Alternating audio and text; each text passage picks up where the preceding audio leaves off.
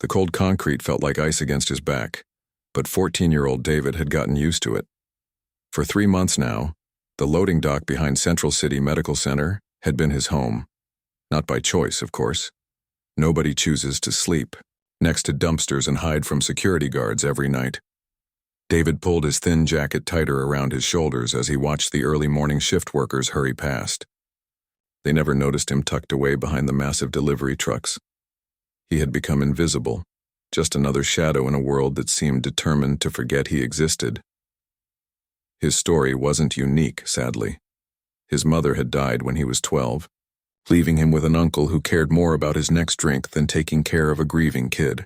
When the drinking got worse and the yelling turned into something darker, David made the hardest decision of his young life. He ran away, choosing the uncertain dangers of the streets over the certain dangers of staying. That was 2 years ago.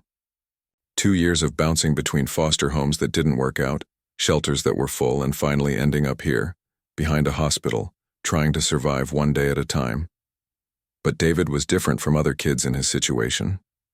While most teenagers his age worried about homework and friends, David had developed an unusual hobby. He read medical books. Not because he had to, but because something about medicine fascinated him in a way nothing else ever had. It started, by accident really. One cold night about 6 months ago, he had been digging through the hospital's dumpster looking for food when he found a stack of old medical textbooks someone had thrown away. Most kids would have ignored them, but David was curious. He pulled one out and started reading by the light of a street lamp. The words were big and complicated at first. Terms like cardiovascular and neurological seemed impossible to understand. But David had something many people didn't have anymore: time. Lots of it. With nowhere to go and nothing else to do, he spent his days reading these books, slowly, learning what each word meant. His memory was sharp, sharper than most. Once he read something, he remembered it. Every symptom, every disease description, every treatment method. It all stuck in his mind, like pieces of a giant puzzle. The other, homeless people in the area thought he was weird, always carrying around those heavy books, but David didn't care. These books gave him hope that maybe, someday, he could be someone who helped people instead of someone who needed help. The hospital staff had no idea he existed, which was exactly how David wanted it. He had learned their schedules by heart. He knew that the security guard made his rounds every 2 hours. He knew that the cafeteria workers threw out leftover food at exactly 10:30 each night. He knew that Dr. Rodriguez, the head doctor, always arrived at 6 in the morning with a coffee and a worried look on her face. Dr. Rodriguez had been looking more worried lately, and David had started to figure out why. Through the thin walls of the hospital, he could sometimes hear conversations.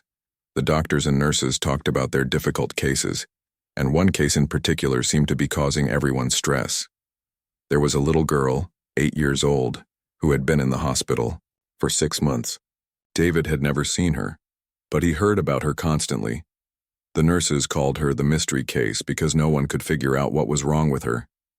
Every test they ran came back normal or confusing. Every specialist they brought in left scratching their head. What David heard broke his heart. This little girl was getting sicker every day. Her muscles were getting weaker. Her mind wasn't working like it should. Her parents had spent every penny they had trying to find answers, and the hospital bills were already over $800,000. $800,000. David couldn't even imagine that much money. With that much money, he could eat every day for the rest of his life. He could have a warm bed and clean clothes. But even with all that money being spent, the smartest doctors in the city couldn't help this little girl. The irony wasn't lost on him. Here he was, a homeless kid with no education beyond what he taught himself from thrown-away books, listening to some of the most expensive medical minds in the country admit they were stumped. It made him think about how unfair the world could be. He had all this medical knowledge floating around in his head, but nobody would ever listen to him because of who he was and where he came from. David had started paying more attention to the conversations about this mystery girl. Her name was Jessica, and she lived in room 314. Her parents, Mike and Linda, had been staying at the hospital almost every night for months. David had seen them in the parking lot during his late-night walks, crying in their car after visiting hours ended. The doctors had tried everything they could think of. They tested her for cancer. Negative. They tested her for rare genetic diseases. Negative. They brought in specialists from other cities, even other states. Neurologists, immunologists, geneticists. They all examined Jessica and left without answers. Dr. Rodriguez, who David had learned was actually the chief of medicine, held meetings about Jessica's case twice a week. David had found a spot near a heating vent where he could hear these meetings clearly. The frustration in the doctors' voices was obvious. They were running out of ideas, and Jessica was running out of time. From what David could understand, Jessica's symptoms were getting worse in a specific pattern. First, her muscles had started getting weak, beginning with her hands and feet. Then she started having trouble thinking clearly, forgetting things she used to know. Most recently, she had started having episodes where her body would move in strange ways, almost like seizures, but not quite. The doctors had a name for when they couldn't figure out what was wrong with someone. Diagnosis of exclusion. They would rule out everything they could think of, and whatever was left over, that must be the answer. But in Jessica's case, they had ruled out almost everything, and there was no answer left. David found himself thinking about Jessica's case more and more. During the day, when he should have been focusing on finding food or staying warm, his mind would wander to her symptoms.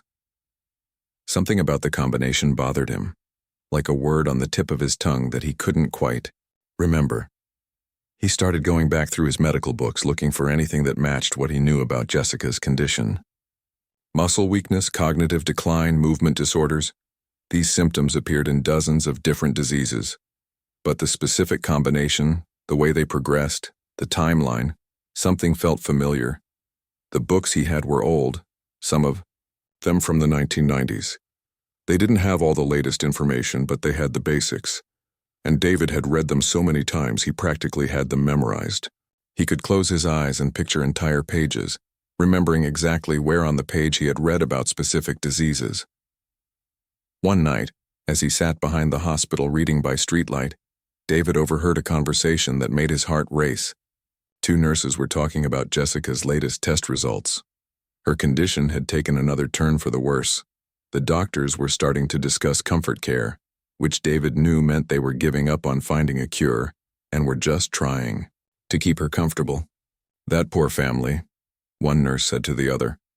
6 months of hoping and now this. Dr. Rodriguez told them yesterday that we might be looking at moving Jessica to hospice care soon. Hospice care. David knew what that meant. It meant the doctors thought Jessica was going to die, and they wanted to make sure she was comfortable when it happened. The thought made David feel sick to his stomach. This little girl who should be playing with toys and learning to read was going to die because the smartest, most expensive doctors in the world couldn't figure out what was wrong with her. That night, David couldn't sleep. He kept thinking about Jessica, about her parents crying in their car, about Dr. Rodriguez's worried face every morning. He thought about all the medical knowledge crammed into his head from months of reading, and he wondered if maybe, just maybe, there was something the doctors had missed. It seemed impossible. He was just a homeless kid with some old textbooks. The doctors had years of medical school, expensive equipment, and all the resources of a major hospital. What could he possibly know that they didn't? But the thought wouldn't leave him alone. Somewhere in all those pages he had read, in all those symptoms and diseases he had memorized, there might be an answer. The doctors were looking at Jessica's case with their advanced degrees and sophisticated tests. But maybe sometimes, fresh eyes could see something that experienced ones missed. David decided he needed to learn more about Jessica's specific symptoms. He needed to see the pattern for himself, not just hear about it secondhand from overheard conversations. The problem was, he couldn't exactly walk into the hospital and ask to see her medical records. He was nobody, invisible, living in the shadows. But being invisible had its advantages. Over the past 3 months, David had learned every inch of the hospital's exterior. He knew where the security cameras were, where the guards walked, and most importantly, where he could position himself to observe without being seen. Room 314 was on the 3rd floor, but there was a fire escape on the side of the building that went right past that level. If he was careful, very careful, maybe he could find a way to observe Jessica and her doctors without anyone knowing he was there. The fire escape was older than David had expected, and every step he took seemed to echo louder than a thunderclap. His heart pounded so hard he was sure someone inside the hospital could hear it. But he had to do this. Jessica didn't have much time left. And if there was even a small chance he could help, he had to try. It took him 3 nights to figure out the perfect spot. On the first night, he made it to the 3rd floor but couldn't see anything useful. On the second night, he found a better angle but nearly got caught when a security guard decided to check the fire escape. But on the 3rd night, everything fell into place. There was a small gap between 2 windows where the building's architecture created a little alcove. If David pressed himself against the wall there, he could see directly into Jessica's room, through a window, and nobody inside could see him unless they specifically looked outside at exactly the right angle. What he saw broke his heart. Jessica was much smaller than he had imagined. She looked tiny in the big hospital bed, surrounded by machines that beeped and hummed constantly. Tubes and wires seemed to be everywhere, connecting her to monitors that tracked every breath, every heartbeat. Her parents sat beside her bed, holding her hands and talking to her in soft voices. Her father, Mike, looked like he hadn't slept in weeks. His clothes were wrinkled and his hair was messy. He kept rubbing his eyes like he was trying to stay awake. Her mother, Linda, was reading to Jessica from a picture book, but David could see tears rolling down her face as she read. The worst part was Jessica herself. Even from his hiding spot outside the window, David could see how weak she had become. When she tried to lift her hand to touch her mother's face, the movement was slow and shaky. When she tried to talk, her words came out slurred and unclear, like she was having trouble remembering how to make her mouth work properly. David watched for hours that first night, taking mental notes about everything he observed. Jessica's muscle weakness was definitely worse on her left side than her right. When she tried to sit up, she couldn't do it without help. Most concerning was what happened when she tried to write her name on a piece of paper. Her hand shook so badly that the letters were just squiggles. But it was the episode that happened near midnight that really caught David's attention. Jessica had been sleeping peacefully when suddenly her body started moving in a strange way. It wasn't exactly a seizure. David had read about seizures in his medical books, and this was different. Her arms and legs moved in slow, writhing motions, almost like she was underwater. The movements looked involuntary, like her brain was sending the wrong signals to her muscles. The episode only lasted about 30 seconds, but it left everyone in the room shaken. Jessica's parents called for the nurse immediately, and within minutes Dr. Rodriguez was there examining Jessica. David watched as they checked her pupils with flashlights, tested her reflexes, and asked her questions to see if she was thinking clearly. From his hiding spot, David could hear pieces of their conversation through the window. "Has this happened before?" Dr. Rodriguez asked. "3 times this week," Linda replied, her voice shaky. "Always at night? Always when she's trying to sleep? And the movements are always the same pattern?" "Yes. The slow, twisting motions in her arms and legs. It's like she can't control them." Dr. Rodriguez made some notes and talked quietly with the nurse.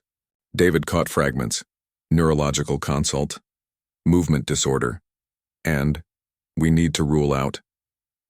But he couldn't hear what they wanted to rule out. After the medical team left, David watched Jessica's parents sit with her until dawn. They took turns holding her hand, wiping her forehead with cool cloths and whispering words of comfort. Their love for their daughter was so obvious it made David's chest ache. He thought about his own mother, who had died when he was 12, and how she used to take care of him when he was sick. The next few nights, David returned to his hiding spot, learning more about Jessica's condition with each visit. He started keeping a notebook, an old composition book he had found in a dumpster, where he wrote down everything he observed. He drew pictures of Jessica's movements during her episodes, noted what time they happened, and recorded what the doctor said during their visits. By the end of the first week, David had filled 20 pages with observations. The pattern was becoming clearer to him, and it was troubling. Jessica was getting worse faster than anyone realized. Her speech was becoming more slurred each day. Her movements were becoming more unsteady. Most worrying of all, she was starting to have trouble recognizing things that should have been familiar to her.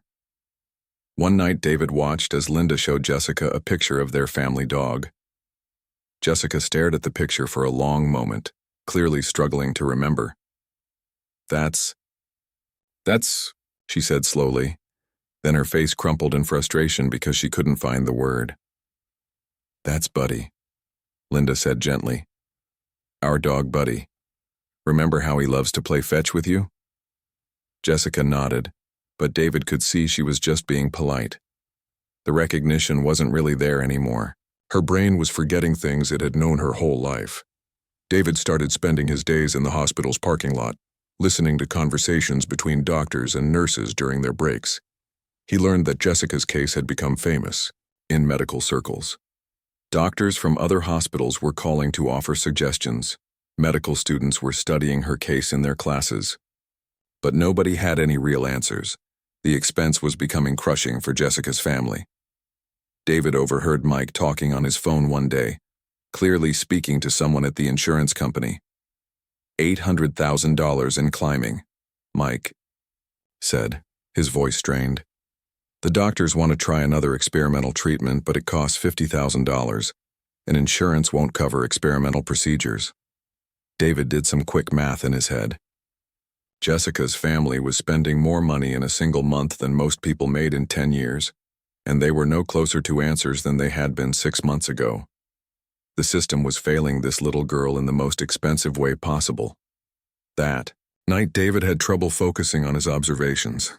He kept thinking about the unfairness of it all. Here was a family doing everything they could, spending everything they had, trusting in a medical system that was supposed to have answers.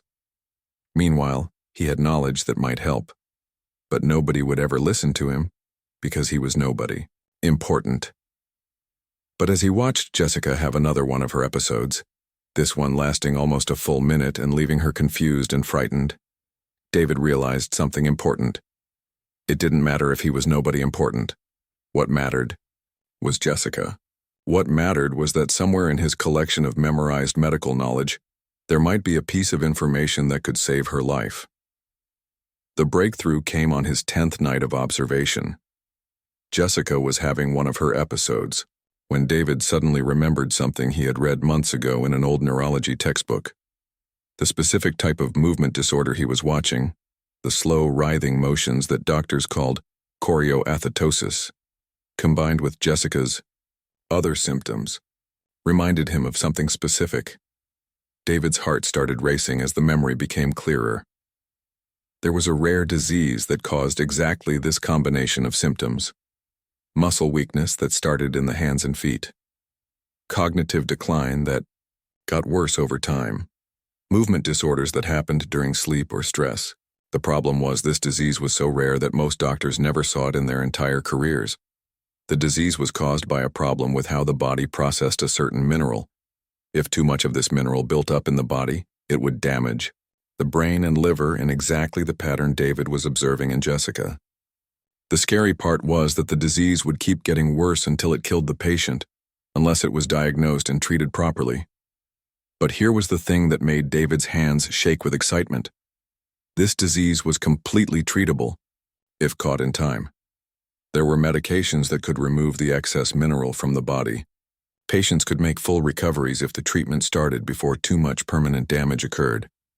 David spent the rest of that night frantically going through his mental library of medical knowledge, double-checking everything he remembered about this rare disease. The more he thought about it, the more convinced he became that Jessica might have Wilson's disease, a genetic condition that affected how the body processed copper. Wilson's disease explained everything. The muscle weakness, the cognitive problems, the movement disorder, even the specific pattern of how Jessica's symptoms had progressed. But David knew why the doctors hadn't diagnosed it yet. Wilson's disease was incredibly rare. Only about 1 in 30,000 people had it. Most doctors went their entire careers without seeing a case. and the tests needed to diagnose it weren't part of the standard battery of tests that hospitals usually ran. The diagnosis required very specific blood tests to measure copper levels, a 24-hour urine test to see how much copper the body was getting rid of, and an eye examination to look for something called Kaiser-Fleischer rings, tiny copper deposits that formed around the iris in people with Wilson's disease. David was almost certain that Jessica had Wilson's disease, but he faced an impossible problem. How could a homeless teenager with no medical? David spent 3 sleepless days trying to figure out how to share what he knew. Every plan he came up with seemed impossible. He couldn't just walk up to Dr. Rodriguez and say, "Hey, I'm a homeless kid who's been watching your patient through a window, but I think she has Wilson's disease." They would think he was crazy. Or worse, they would call security and have him arrested. But time was running out for Jessica. During his nightly observations, David could see that she was getting worse. Her episodes were lasting longer and happening more frequently. Her speech was becoming so slurred that sometimes even her parents had trouble understanding her. Most frightening of all, she was starting to sleep more and more, as if her brain was shutting down to protect itself. The answer came to David on a Thursday night, during what would turn out to be the most important moment of his young life. He was in his usual spot outside Jessica's window when something different happened. Instead of her typical slow, writhing movements, Jessica suddenly went completely rigid. Her back arched, her arms locked straight, and her eyes rolled back in her head. It lasted only about 15 seconds, but when it was over, Jessica seemed confused about where she was and couldn't remember her mother's name for several minutes. David's blood ran cold. He recognized this type of episode from his medical reading. It was called decerebrate posturing, and it meant that Jessica's brain was being damaged by whatever was causing her illness. If she was showing signs of decerebrate posturing, she was running out of time fast. Maybe weeks, maybe even days. In that moment, watching Jessica's terrified parents try to comfort their confused daughter, David realized that his fear of getting in trouble was less important than Jessica's life. He had to act, even if it meant risking everything. The next morning, David positioned himself in the hospital parking lot where he could watch Dr. Rodriguez arrive for work. He had a plan, but it was risky and depended on perfect timing. He waited until she got out of her car, then followed her at a distance as she walked toward the hospital entrance. Dr. Rodriguez always stopped at the coffee cart in the lobby to buy her morning coffee. David knew this because he had been watching her routine for months. What she didn't know was that today, a homeless teenager was going to change the course of her career and save a little girl's life. As Dr. Rodriguez waited in line for her coffee, David approached carefully. His heart was pounding so hard he thought it might explode, but he forced himself to move forward. When Dr. Rodriguez reached for her coffee, David accidentally on purpose bumped into her, causing her to drop her purse. "Oh no, I'm so sorry," David said, immediately kneeling down to help gather her scattered belongings. "Let me help you pick this up."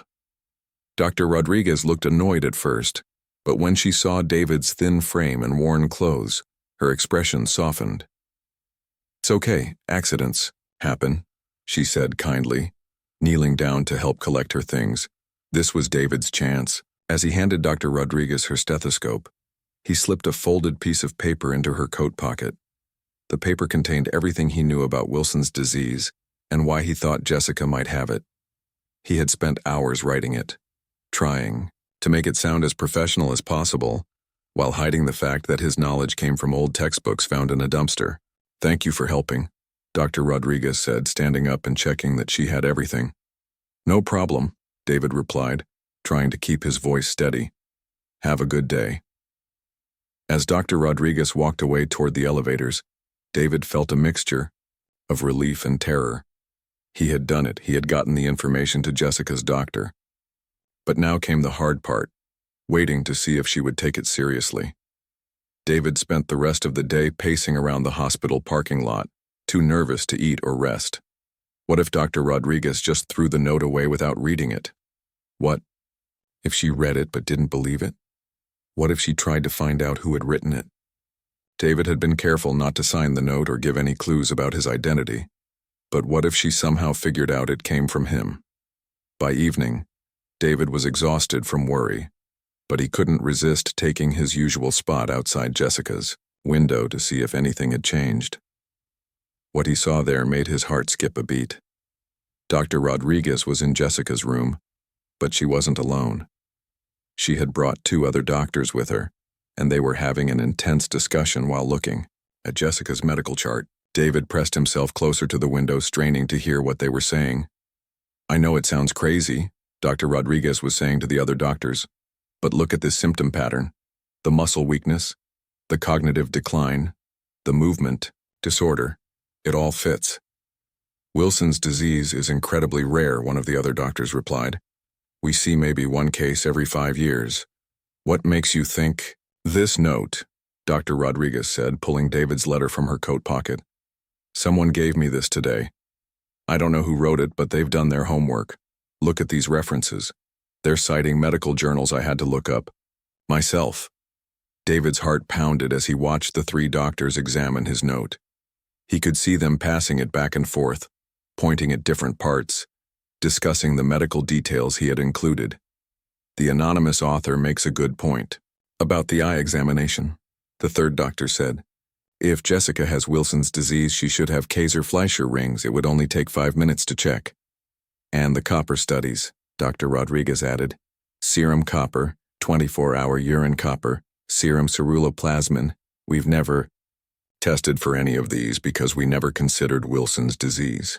But if this mystery person is right, it would explain everything," the 1st doctor finished. "The whole symptom complex, the progression, even the decerebrate posturing episode she had last night." David held his breath. They were taking his suggestions seriously. They were actually considering testing Jessica for Wilson's disease. "Look," Dr. Rodriguez said, "I know this comes from an anonymous source, and that's unusual, but we've been treating this child for 6 months without success. Her parents have spent their life savings, and she's getting worse every day.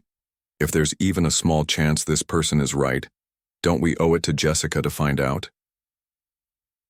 The other doctors nodded in agreement. David watched as they made plans to order the necessary tests first thing in the morning. They would start with the eye examination to look for Kaiser-Fleischer rings, then order the blood and urine tests to measure Jessica's copper levels. "If this turns out to be Wilson's disease," one of the doctors said, "this anonymous note may have saved this little girl's life." David had to cover his mouth to keep from crying out with joy. They were going to test Jessica for Wilson's disease. After months of watching her get sicker and sicker while the most expensive doctors in the city searched for answers, a homeless teenager's diagnosis was finally being taken seriously. But David's celebration was short-lived. As the doctors prepared to leave Jessica's room, he heard Dr. Rodriguez say something that made his blood run cold. "I want to find out who wrote this note," she said to her colleagues. "The medical knowledge displayed here is remarkable. Whoever wrote this understands Wilson's disease better than most medical students. I'm going to ask security to review the lobby cameras from this morning. I want to thank this person properly." David's mind raced. Security cameras. He hadn't thought about security cameras when he bumped into Dr. Rodriguez in the lobby. If they reviewed the footage, they would see him clearly. They would identify him as the homeless kid who had been living behind the hospital. They would know he had been trespassing, watching their patient without permission. But as David looked through the window at Jessica, sleeping peacefully while her parents held vigil beside her bed, he realized something important.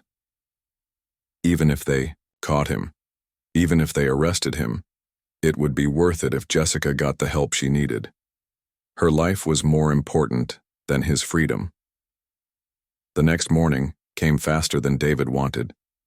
He positioned himself in the parking lot where he could see the hospital entrance, watching as doctors and nurses arrived for their shifts. He was terrified that security guards would come looking for him at any moment, but he had to know what was happening with Jessica's tests. Around 10 o'clock, David saw Dr. Rodriguez leave the hospital and walk quickly to her car. But instead of leaving, she sat in the driver's seat and pulled out her phone. David was too far away to hear the conversation, but he could see her body language. She was excited about something.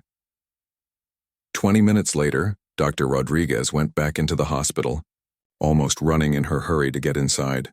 David's heart pounded with hope. Could it be? Had the tests confirmed his diagnosis? That evening, David took his usual position outside Jessica's window, desperate to find out what the tests had shown. What he saw inside the room made him want to shout with joy. Dr. Rodriguez was there with Jessica's parents, and everyone was crying. But these were tears of happiness, not despair. Jessica herself looked more alert than David had seen her in weeks. She was sitting up in bed, and when her mother showed her the picture of their dog, Buddy, Jessica smiled and said clearly, "That's Buddy. Is he waiting for me at home?" David pressed closer to the window, straining to hear Dr. Rodriguez's explanation. The eye examination showed clear Kaiser-Fleischer rings around. David had exactly 18 hours of freedom left, though he didn't know it yet. He spent those hours doing what he always did: surviving. He found breakfast in the hospital's dumpster, washed his face with water from a maintenance spigot, and tried to stay warm in the October morning chill. But everything felt different now. The weight of what he had done pressed down on his shoulders like a heavy blanket. Jessica was going to live. That knowledge filled him with a warmth that had nothing to do with the thin jacket he wore. Every few hours he would sneak back to his spot outside her window to check on her progress. The change was already remarkable. Her speech was clearer, her movements were steadier, and the confused look in her eyes was gradually disappearing. But David also knew that his time living in shadows was almost over. Dr. Rodriguez had been asking questions around the hospital about the mysterious note. Security guards were reviewing camera footage. Hospital staff were talking about the medical miracle and wondering who the anonymous expert could be. The end came at 2:15 on a Friday afternoon. David was sitting behind the loading dock, reading one of his medical textbooks, when he heard footsteps approaching. He looked up to see Dr. Rodriguez walking toward him, accompanied by a security guard and a woman in a business suit who looked like she worked for social services. For a moment, nobody spoke. Dr. Rodriguez stared at David with an expression he couldn't read: surprise, curiosity, and something that might have been respect. "You're the one who wrote the note," she said finally. It wasn't a question. David's first instinct was to run, but where could he go? Instead, he closed his medical textbook and stood up slowly, trying to look braver than he felt. "Yes, ma'am," he said quietly. Dr. Rodriguez looked at the worn textbook in David's hands, then at the small pile of similar books beside his makeshift sleeping area. "How long have you been living here?" 3 months. "And how long have you been studying medicine?" David hesitated. "About 8 months, I guess, since I found those books." The social worker stepped forward, her voice gentle but official. "I'm Janet Williams from Child Protective Services. We need to talk about your living situation, but first, Dr. Rodriguez has some questions for you." Dr. Rodriguez sat down on a nearby crate, bringing herself to David's eye level. "What's your name?" "David Chen." "How old are you, David?" 14. "Where are your parents?" The familiar pain twisted in David's chest. "My mom died when I was 12. My dad? I never knew him. I was living with my uncle, but..." David's voice trailed off. Dr. Rodriguez nodded understandingly. "You've been on your own for 2 years? More or less." Dr. Rodriguez picked up one of David's medical textbooks and flipped through it. The pages were dog-eared and filled with notes written in David's careful handwriting. "David, I need to ask you something very important. How did you know that Jessica had Wilson's disease?"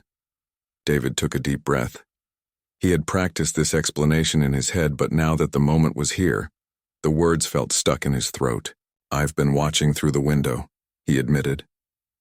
"I know I wasn't supposed to, but I heard the nurses talking about how sick she was, and I was curious. When I saw her symptoms, the muscle weakness, the way her thinking was getting worse, those movement episodes she had, it reminded me of something I read about. Wilson's disease is incredibly rare," Dr. Rodriguez said.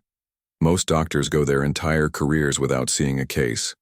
How did a 14-year-old boy recognize it when teams of specialists missed it?" David felt his cheeks burn with embarrassment. "I read a lot. When you don't have anywhere to go or anything else to do, you have a lot of time to read. And I remember everything I read. I mean, I really remember it.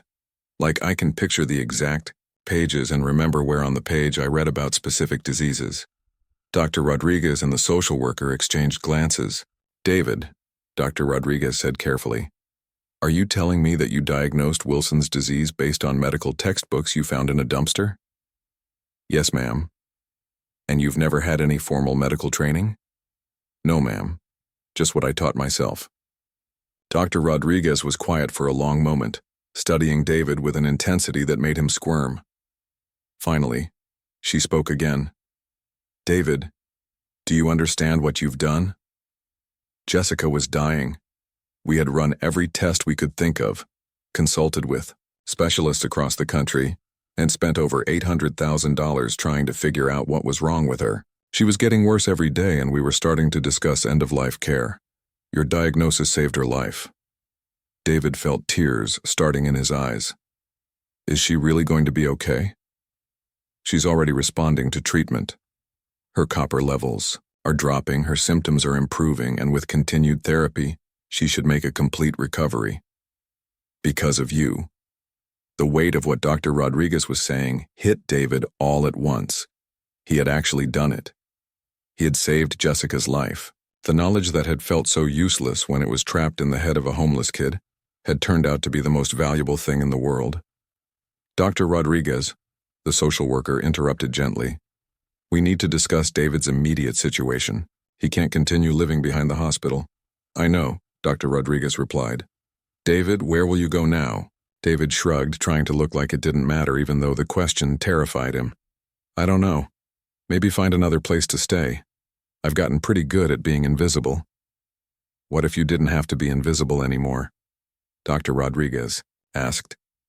David looked up, confused. What do you mean?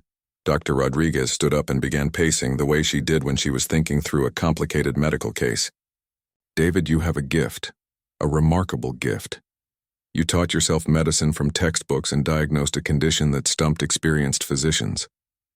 That's not normal intelligence, that's genius-level pattern recognition combined with an extraordinary memory. I just read a lot, David mumbled. No, it's more than that. I've been practicing medicine for 15 years, and I've never seen anything like what you did. You observed a patient's symptoms, synthesized information from multiple medical texts, recognized a pattern that others missed, and made a diagnosis that saved a life. That's what we train doctors to do, except you did it better than we did. David didn't know what to say. He had never thought of his medical reading as anything special. It was just something he did to pass time and keep his mind occupied. Here's what's going to happen, Dr. Rodriguez continued. First, Janet is going to help us find you a safe place to live. No more sleeping behind hospitals or hiding from security guards. Second, we're going to get you enrolled in school so you can get the formal education you need to go with that incredible mind of yours. I can't afford school, David said quietly. Dr. Rodriguez smiled. David, when word gets out about what you've done, and it will get out, there will be scholarships lining up to help you. Medical schools will want to study how you think. Researchers will want to understand how someone with no formal training could accomplish what you accomplished. The social worker nodded in agreement. There are programs specifically designed to help gifted children in difficult circumstances. With your story and your obvious abilities, funding won't be a problem. David felt overwhelmed.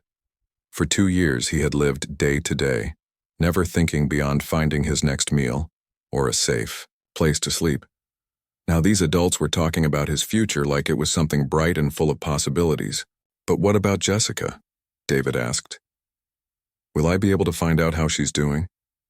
Dr. Rodriguez's smile grew wider. Actually, I was hoping you'd ask about that.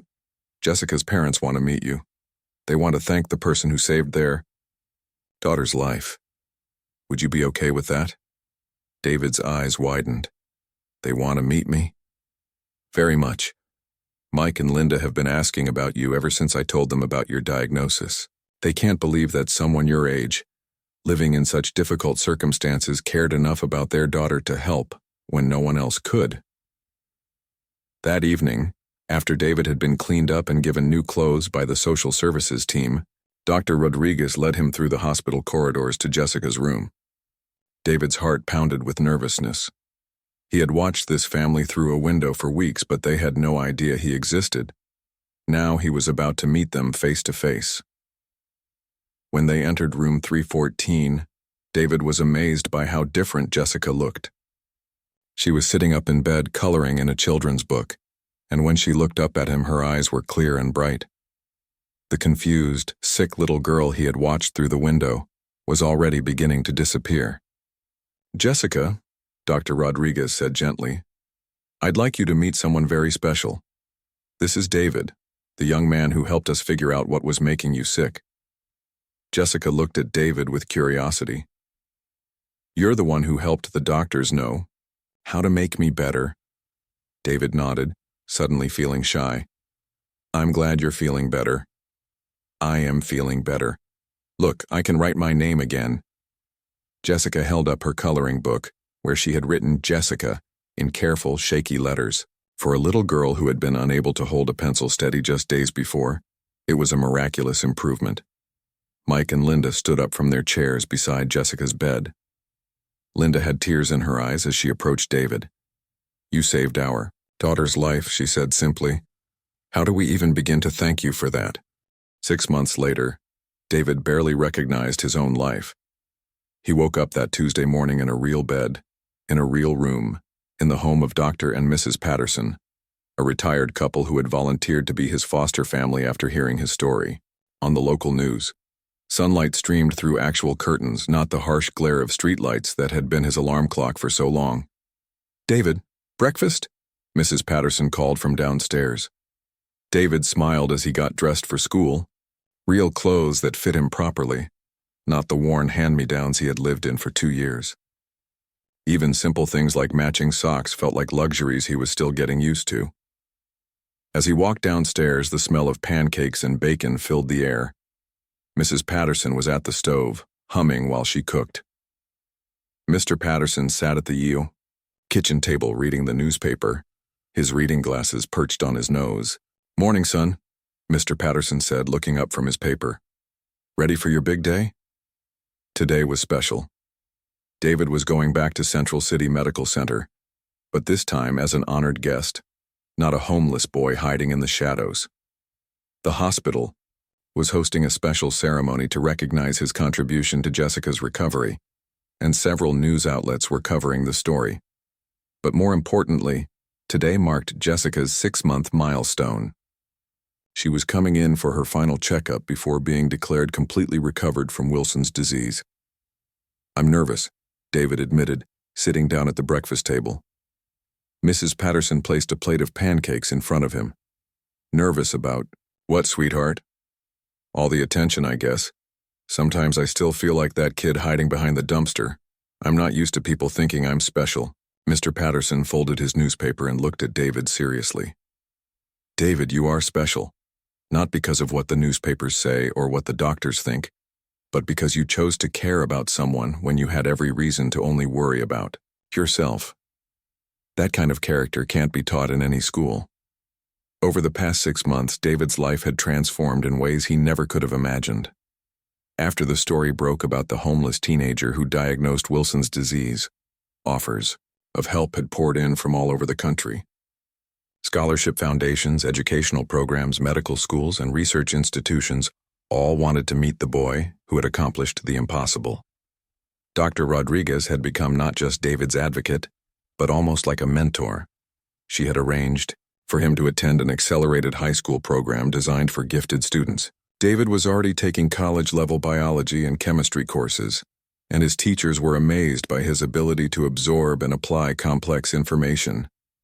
But the most meaningful part of David's transformation was his relationship with Jessica and her family. The little girl had made a complete recovery. Her muscle strength had returned to normal, her thinking was sharp and clear, and the terrifying episodes that had once threatened her life were just a memory. She was back to being a normal 8-year-old who loved drawing, playing with her dog Buddy, and asking endless questions about everything. Jessica's parents, Mike and Linda, had become like family to David. They visited him regularly, included him in family gatherings, and made sure he knew that he would always have a place at their table. They had also started a foundation to raise awareness about Wilson's disease and to help other families facing rare disease diagnoses. As David finished his breakfast, his phone buzzed with a text message from Dr. Rodriguez. "Looking forward to seeing you today. Jessica is so excited she can barely sit still." David smiled. No matter how much his circumstances had changed, his connection to Jessica remained the most important part of his story. Saving her life had saved his own in ways he was still discovering. At Central City Medical Center, David walked through the same lobby where he had once nervously bumped into Dr. Rodriguez to slip her his anonymous note. But today, he walked through the front entrance as a guest of honor, accompanied by his foster parents and a small crowd of reporters and photographers. The difference was surreal. 6 months ago, he had been invisible in this place.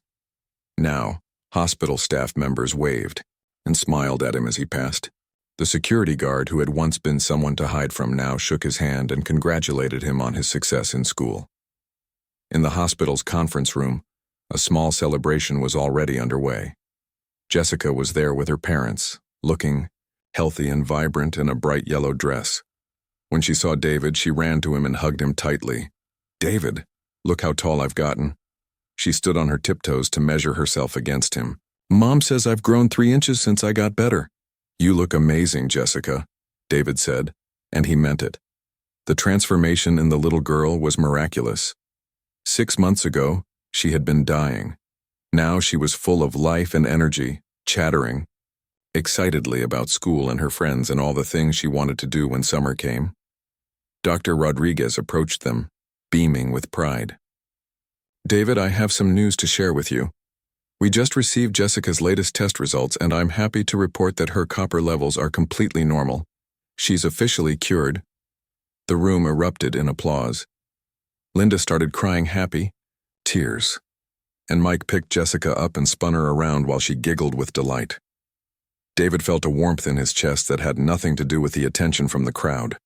It was the deep satisfaction of knowing that his actions had made this moment possible. But the celebration wasn't just about Jessica's recovery. Dr. Rodriguez had another announcement to make. "Ladies and gentlemen," she said, addressing the gathered crowd, "I want to share something remarkable about David's journey over the past 6 months. Not only has he excelled in his accelerated academic program, but he has also been volunteering here at the hospital, working with our medical students and residents to review difficult cases." David felt his cheeks redden. He had been spending his free time at the hospital, using his unique way of thinking about symptoms and diseases to help medical students learn pattern recognition. Dr. Rodriguez had discovered that David's approach to diagnosis, his ability to synthesize information from multiple sources and see connections that others missed, was something that could actually be taught to other aspiring doctors. "In fact," Dr. Rodriguez continued, "David has already helped us identify 2 other rare diseases that our teams had missed. His insights led to successful treatments for both patients." The crowd murmured in amazement. David had helped save 3 lives in 6 months. Not bad for a teenager who had learned medicine from textbooks found in a dumpster. After the formal ceremony ended, David found himself sitting quietly with Jessica and her parents in her old hospital room, room 314, which had been converted into a family consultation room. It felt strange to be back in this space where he had spent so many nights watching through the window, terrified and hopeful at the same time. "David," Mike said, "I have something I want to discuss with you." David looked up, curious. "Linda and I have been talking, and we want you to know that we consider you part of our family now. You saved Jessica's life, but more than that, you've shown us what it means to care about others even when you have nothing yourself." Linda nodded in agreement. "We know you're happy with the Pattersons, and we wouldn't want to disrupt that. But we want you to know that you'll always have a home. With us too, always." Jessica, who had been coloring in a new coloring book, looked up at David with serious 8-year-old eyes. "David, will you be my big brother forever?" David felt tears start in his eyes. For most of his life, he had been alone. His mother's death, his father's absence, his uncle's neglect. Loneliness had been his constant companion. But now, suddenly, he had more family than he knew what to do with. Foster parents who loved him, mentors who believed in him, and a little sister who looked at him like he was a hero. "I'll be your big brother forever, Jessica," he promised. As the afternoon wore on, David walked through the hospital corridors with Dr. Rodriguez, visiting the places that had shaped his incredible journey. They stopped at the loading dock where he had lived for 3 months, now clean and empty of the makeshift shelter he had created. "Do you miss it?" Dr. Rodriguez asked. "The simplicity of just surviving day to day?" David considered the question carefully. "Sometimes," he admitted. "There was something pure about that life, you know? Every day was just about making it to the next day. But I don't miss being invisible. I don't miss feeling like I didn't matter to anyone." They walked to the place where David used to position himself to look through Jessica's window. The fire. Escape was still there, but now it just looked like a normal part of the building, not a pathway to hope. "What do you want to do with your future, David?" Dr. Rodriguez asked. "Medical school is obviously a possibility, but with your gifts, you could do anything." David looked back toward the hospital, thinking about all the patients inside who were fighting battles against diseases and conditions that the medical world didn't fully understand yet. He thought about other kids like Jessica, whose families were spending fortunes and losing hope while the answers they needed remained hidden in patterns that no one had learned to recognize. "I want to be a doctor," David said. "But not just any doctor. I want to be the kind of doctor who sees what others miss. I want to help solve the medical mysteries that stump everyone else."